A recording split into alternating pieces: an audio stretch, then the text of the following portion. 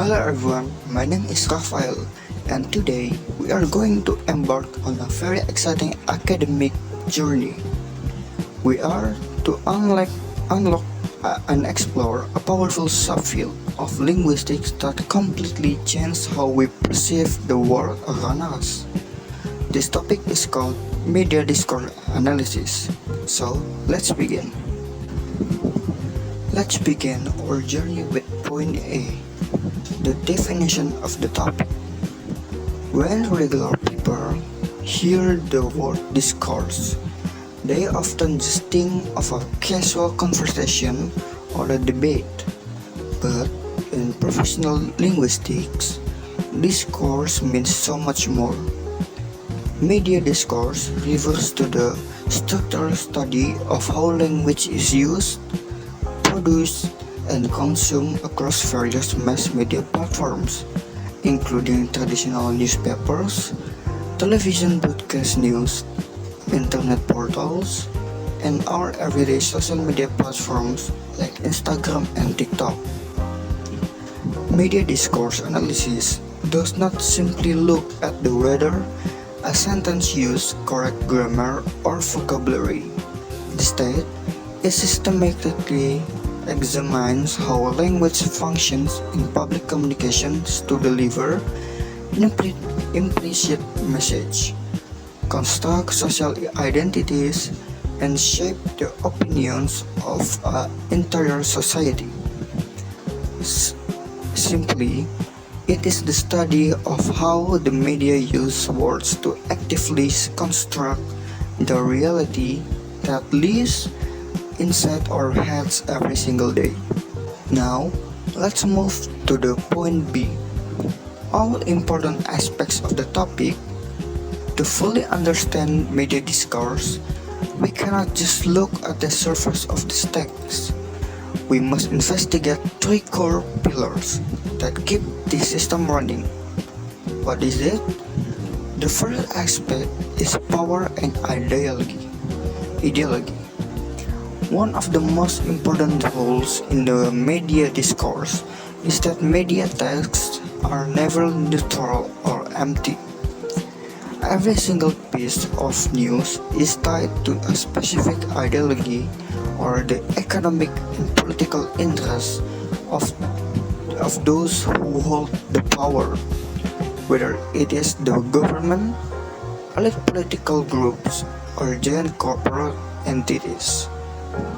The second aspect is linguistic manipulation and framing. This looks closely at the strategy of how a story is told. Editors and writers intentionally select specific words, craft complex metaphors, or design sentence structures to highlight certain facts while completely hiding others. This includes strategic choice, like using soft, positive words known as euphemism, or using harsh, highly negative words known as dispennism. To make sure our analysis is academically solid, let's look at the point D and E, the explanation to relevant studies and citations. Today, we are bringing in two highly cutting-edge contemporary linguistic homeworks published in 2024. Our first study comes from the brilliant work of Barbara Johnston and Jennifer Andrews from 2024.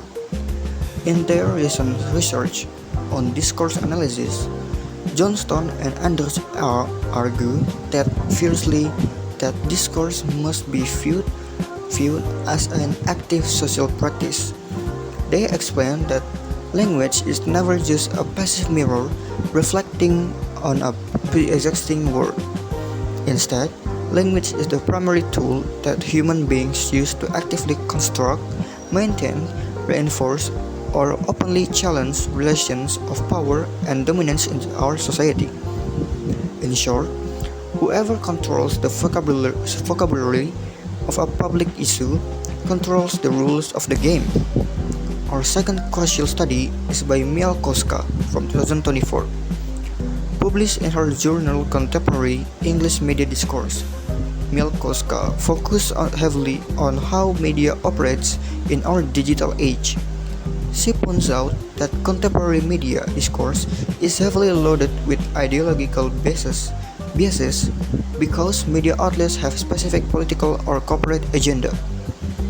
They frequently utilize advanced linguistic manipulations and subtle hidden meanings, known in linguistics as implicatures. Mielkowska explained that modern media does not just report a factual reality to you. They deliberately design a customized version or reality to trigger specific emotional response from the audience. Now let's move to point C, relevant examples. To see how these brilliant 2024 theories work in real life, let's analyze a fascinating and controversial case study that went viral across Indonesia. This involves the sudden public cancellation and blaming of a documentary film titled Pesta Babi, an investigative piece focusing on massive environmental damage and corporate actions affecting indigenous land in Papua. Look at this authentic data on your screen from Instagram post. This is a collaborative digital post uploaded by Tempo.com and Indonesiana. Let's analyze the headline very closely. Between the big fish and the big fish, which one is greedier?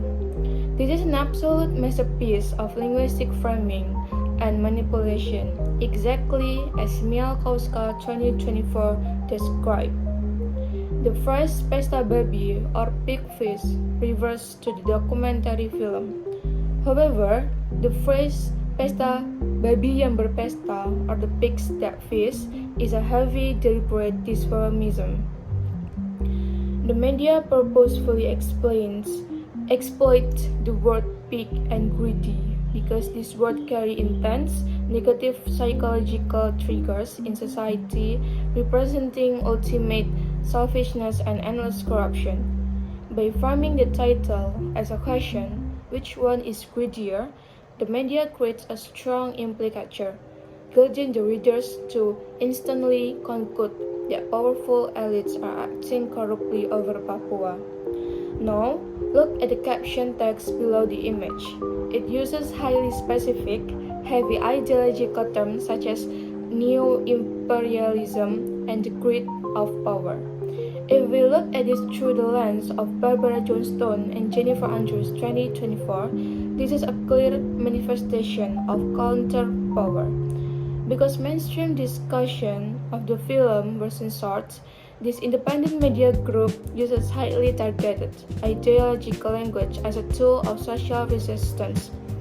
Combined with the provocative illustration of two pig-headed figures in formal suits, the discourse actively deconstructs the status quo, exposes corporate greed, and fights back against the dominant narrative. Why does analyzing all of this matter so deeply to us? Because media discourse is directly linked to global human progress, specifically Sustainable Development Goal 16, Target 16.10. This global target mandates that every democratic society must fully guarantee public access to information and firmly protect fundamental freedoms, including our freedom of speech. When a documentary highlighting environmental injustice is silenced, and independent platforms have to use extreme metaphors like pigs that feast just to open our eyes, it shows that our democratic progress is facing real obstacles.